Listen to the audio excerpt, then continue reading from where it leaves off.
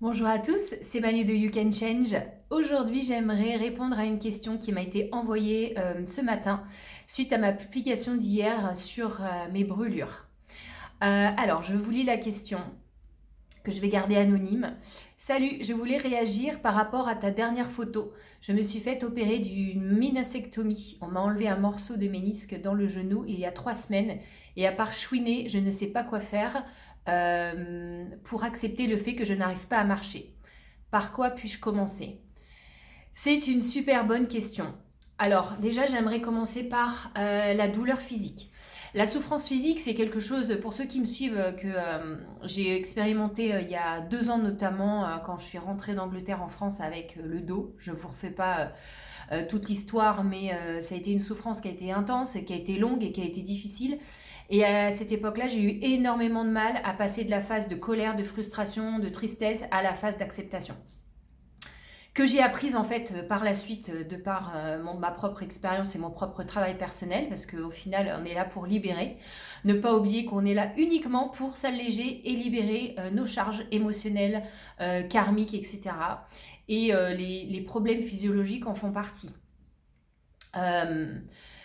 Et ça a été très dur pour moi. Et pourquoi la souffrance physique, ce sont les souffrances qui sont les plus difficiles à accepter? C'est parce qu'en fait, c'est des souffrances qui atteignent directement notre émotionnel.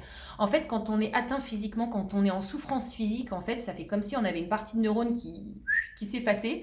Je suis pas neurologue, hein, j'y connais rien, mais je veux dire, c'est juste que c'est hyper difficile pour notre mental de dire allez, positive attitude, ça va bien se passer. Bah non, en fait, on n'est pas bien, on souffre, on a mal, peu importe la souffrance, on est frustré parce qu'on a perdu certaines habilités, on peut pas marcher, on peut pas se servir de nos bras, on est en souffrance, peu importe en fait, il y a une certaine part de handicap qui commence et du coup notre émotionnel il est complètement atteint.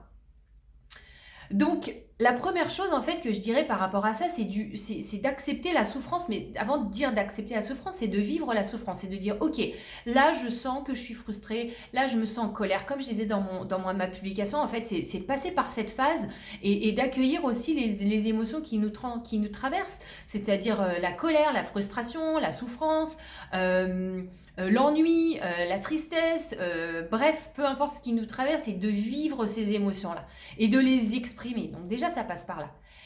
Mais le petit bémol, c'est quand on est capable de pouvoir s'observer, on est capable aussi de ne pas rentrer dans la victimisation, c'est-à-dire dans l'histoire de cette souffrance. C'est-à-dire qu'on a la capacité de choisir combien de temps j'ai envie de vivre ces émotions. Donc moi, la semaine dernière, je me suis brûlée donc au 2e degré lundi. Et mardi, j'ai décidé que j'allais vivre ma frustration et ma colère. Et mercredi aussi, parce que j'avais pas envie de lâcher prise en fait.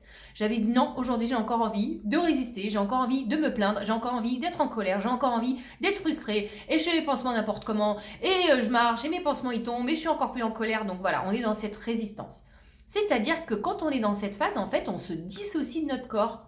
C'est-à-dire qu'on n'accepte pas que le corps fasse partie de nous, alors notre âme est quand même dans un corps. Notre corps, c'est notre maison. Donc quand on n'est pas bien chez soi, on fait des agencements, on nettoie notre maison, on achète des beaux rideaux, on essaie que notre intérieur soit bon, soit chaud, soit agréable. Et bien notre corps, c'est pareil. Il faut bien en prendre soin, il faut l'aider à guérir. Comment on l'aide à guérir? Si on se dissocie et qu'on est en colère contre notre corps, comment ça va l'aider à guérir? Ça va pas l'aider à guérir. Ça va complètement ralentir ce processus de guérison physique.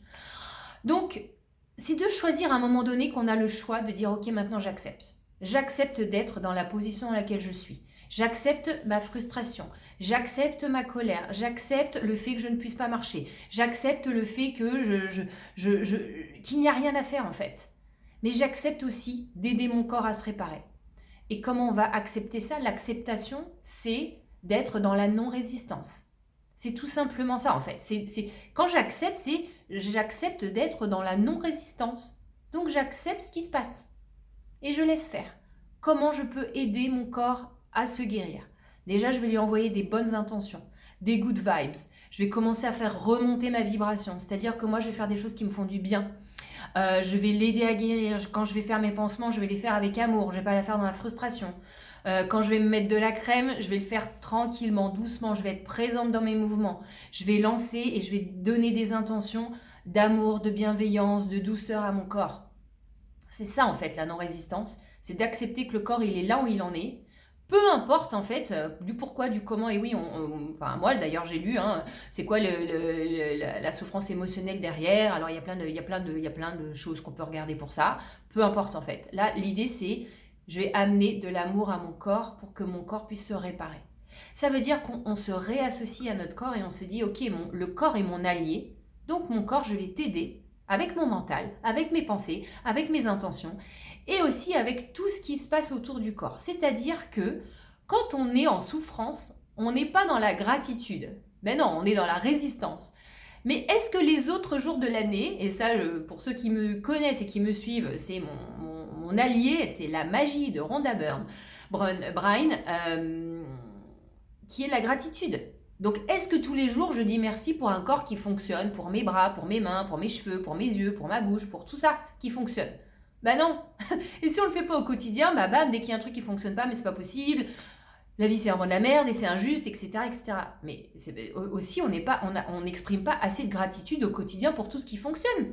Et quand on parle du corps, mais je veux dire, on a énormément de choses qui fonctionnent. Et aujourd'hui, bah moi, mes jambes, elles fonctionnent pas bien parce qu'elles sont brûlées. Mais je veux dire, je peux encore marcher, je peux encore sortir, je peux encore parler, je peux encore communiquer avec des gens, je peux encore me servir de mes mains, je peux encore travailler, je peux encore voir des gens, je peux encore sociabiliser, je peux encore conduire.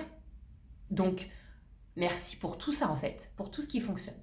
Donc voilà un petit peu le processus de guérison mentale et physique et comment rallier les deux et passer dans cette phase d'acceptation qui est donc la phase de non-résistance. Si vous avez des questions, n'hésitez pas à les poster en commentaire. Si cette vidéo vous aide, n'hésitez pas à la partager. Et je vous retrouve pour la prochaine fois pour de nouvelles aventures, en espérant moins dans la souffrance physique et plus dans la gratitude et la bienveillance et des choses positives. Mais c'est ça aussi, la vie, c'est qu'il y a des vagues et il faut savoir aussi prendre la vague de la meilleure façon possible. Voilà, je vous embrasse tous et je vous dis à très bientôt.